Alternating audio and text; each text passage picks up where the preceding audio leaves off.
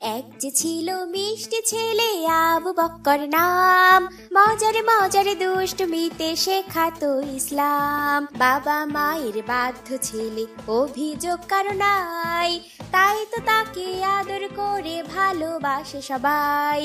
আবু বক্করের সাথে ইসলামের পথে মজার মজার সব ইসলামিক কার্টুন পেতে আমাদের চ্যানেলটি এখনই সাবস্ক্রাইব করুন আর পাশে থাকা বেল আইকনটি প্রেস করুন। আর সহ্য হয় না রে বাবা, হে আল্লাহ, আমাকে তুমি নিয়ে নাও তোমার কাছে। মা গো, এইভাবে বলো না মা, তুমি ছাড়া যে আমার আর কেউ নেই। তুমি না থাকলে আমি কিভাবে বাঁচবো মা?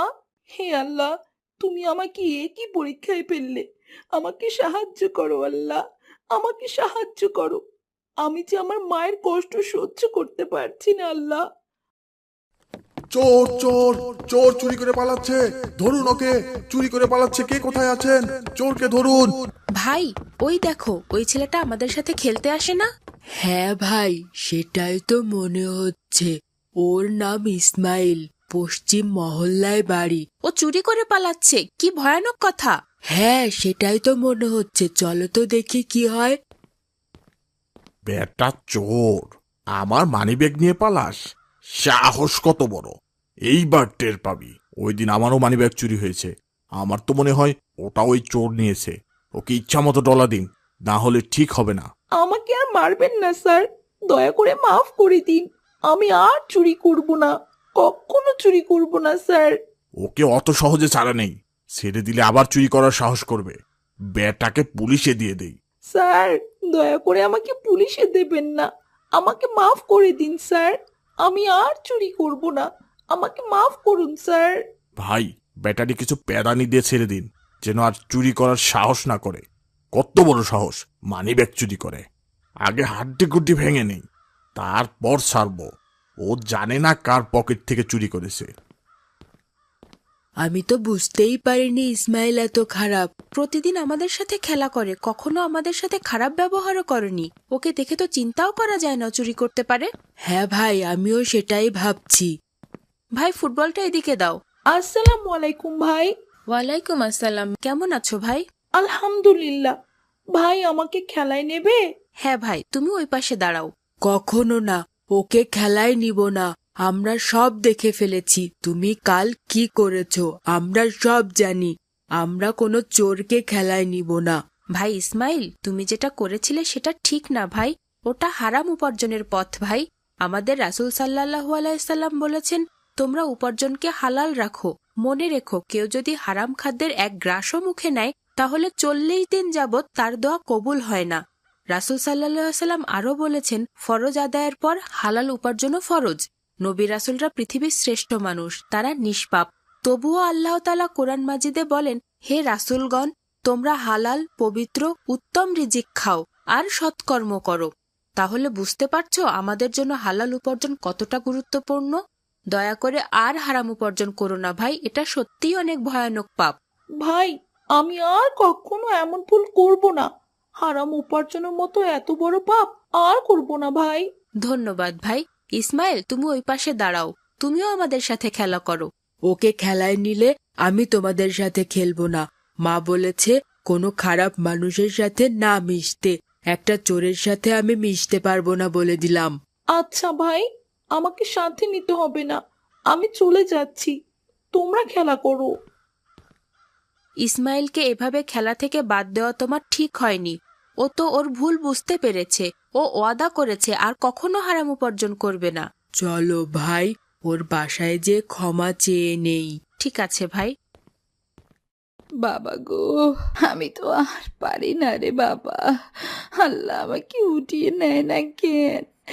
আর সহ্য হয় না রে বাবা। হে আল্লাহ, আমাকে তুমি নিয়ে নাও তোমার কাছে। মা গো, এইভাবে বলো না মা, তুমি ছাড়া যে আমার আর কেউ নেই। তুমি না থাকলে আমি কিভাবে বাঁচবো মা? আমি আর পারি না রে বাবা। পেটের ব্যথা যে দিন দিন আমাকে শেষ করে দিচ্ছে, এই ব্যথা আমি আর সহ্য করতে পারি না বাবা। আর তো মাত্র কয়টা দিন, আমি তোমার জন্য টাকা জমাচ্ছি। অপারেশন করালেই সব ঠিক হয়ে যাবে মা। আমাকে আর মিথ্যা সান্ত্বনা দিস না বাবা, তুই এত ছোট মানুষ, এত টাকা কোথায় পাবি বল? আমার মরণ ছাড়া আর গতি নাই রে বাবা। মা গো, আমি তোমাকে কখনো মরতে দেব না মা, কখনো মরতে দেব না। আমি এখন রাতেও কাজ করি, সারা দিন সারা রাত কাজ করে হলেও আমি তোমার অপারেশন করাবো মা। 2 বেলা কাজ করে কত টাকাই বা দেয় ওরা? 2 বেলা মিলে তো মাত্র 300 টাকা। আমার প্রতিদিন এখন ওষুধই লাগে 200 টাকার, সংসার খরচ আছে। তুই আর আমাকে মিথ্যা সান্ত্বনা দিস না রে বাবা। মা, আমি যেভাবে পারি তোমার অপারেশন করাবো। আমার যে তুমি ছাড়া আর কেউ নেই মা। আমি আমার সব কিছুর বিনিময়ে আমার মাকে বাঁচাতে চাই। বাবারে, আমি আর পারছি না। আজকের ওষুধটা দে বাবা, পেট ব্যথায় দম বন্ধ হয়ে যায় রে বাবা। মা গো, আমি তো আজ তোমার ওষুধ আনতে পারিনি, মালিক দোকানে ছিলেন না। আজকের টাকা ওরা দেয়নি মা, কাল দেবে। তাহলে আমাকে এক গ্লাস ঠান্ডা পানি দে বাবা। পানি খেয়ে যদি কলিজা ঠান্ডা হয়। আর পারছি না রে বাবা, আর পারছি না। হে আল্লাহ, তুমি আমাকে একই পরীক্ষায় ফেললে। আমাকে সাহায্য করো আল্লাহ, আমাকে সাহায্য করো। আমি যে আমার মায়ের কষ্ট সহ্য করতে পারছি না আল্লাহ। আমি এখন আমার মাকে কিভাবে বাঁচাবো আল্লাহ? ভাই, আমার তো ইসমাইলের মায়ের জন্য ভীষণ খারাপ লাগছে। ওর মায়ের চিকিৎসার জন্যই হয়তো ইসমাইল টাকা চুরি করেছিল। হ্যাঁ ভাই, ওর তো মা ছাড়া আর কেউ নেই, কোনো আত্মীয় স্বজনও আছে বলে আমার জানা নেই। তাহলে এখন ওর মায়ের চিকিৎসা কিভাবে করাবে? বুঝতেই পারছি না কিভাবে কি করি। অনেক খারাপ লাগছে ভাই। ভাই, ওই শোনো, আসরের আজান হচ্ছে, আমাদের নামাজ আদায় করে তারপরে বাসায় যাই, চলো। বাবা গো, গলা দিয়ে তো খাবার নামে না বাবা। অনেক কষ্ট হয়, অনেক কষ্ট হয়। আমি আর পারি না। আমার অপারেশন কবে করাবি রে বাবা? মা গো, আর কিছুদিন সময় দাও মা, আমি তোমার অপারেশন করাবো ইনশাল্লাহ। তুমি সুস্থ হয়ে যাবে মা। তোর আর কিছুদিন হয়তো আমার কপালে নেই বাবা। এখন আল্লাহ যত তাড়াতাড়ি নিয়ে যায় তবেই বাঁচি বাবা।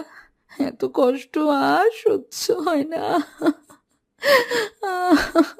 আসসালামু আলাইকুম ভাই। ওয়ালাইকুম আসসালাম। তোমরা? হ্যাঁ, আমরা।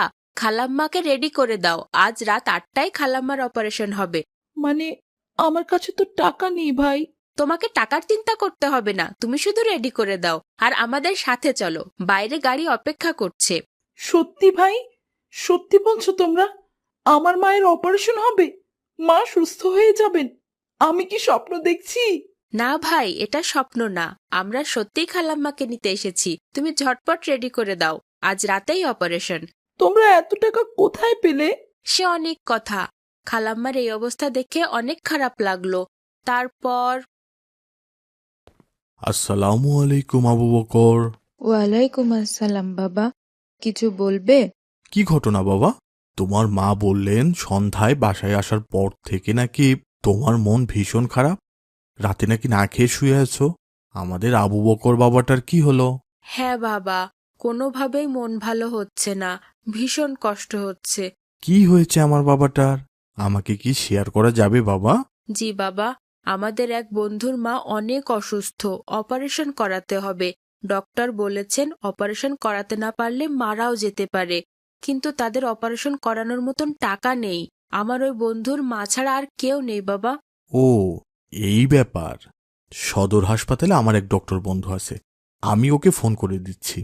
ফ্রিতে অপারেশন করিয়ে দিবে ইনশাল্লাহ, কোনো টাকা লাগবে না। সত্যি বাবা? তুমি সত্যি বলছো? হ্যাঁ বাবা, সত্যি বলছি। আমি এখনই ফোন করে দিচ্ছি। তুমি আগামীকাল তোমার বন্ধুর মাকে নিয়ে হাসপাতালে গেলেই হবে।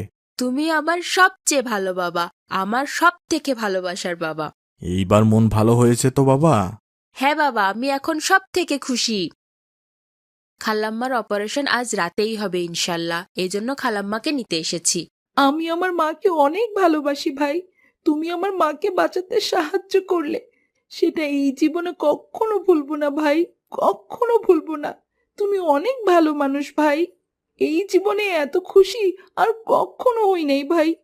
তুমি অনেক অনেক ভালো আবু বকর। সব আল্লাহর ইচ্ছা, আমি শুধু ওছিলা মাত্র। এখন তাড়াতাড়ি ওনাকে রেডি করো, সন্ধ্যার আগেই আমাদের হাসপাতালে পৌঁছাতে হবে। আল্লাহর শুকরিয়া আদায় করো, অভিযোগ আল্লাহ কারো মহান। নাই, তাই তো তাকে আদর করে ভালোবাসা। কার্টুন বানিয়ে ঘরে বসে আয় করুন লক্ষ লক্ষ টাকা। যদি আপনার একটি ল্যাপটপ অথবা কম্পিউটার থাকে তাহলে আপনিও বানাতে পারেন আমাদের মতো মজার মজার কার্টুন গল্প। আমাদের রয়েছে cartoon making zoom live course. এই কোর্সটির মাধ্যমে বানাতে পারেন ইসলামিক গল্প, রূপকথার গল্প, ভূতের গল্প, টুনটুনির গল্প সহ সব ধরনের কার্টুন গল্প। কোর্স ফি জানতে নিচে যে কোনো লিংকে যোগাযোগ করুন।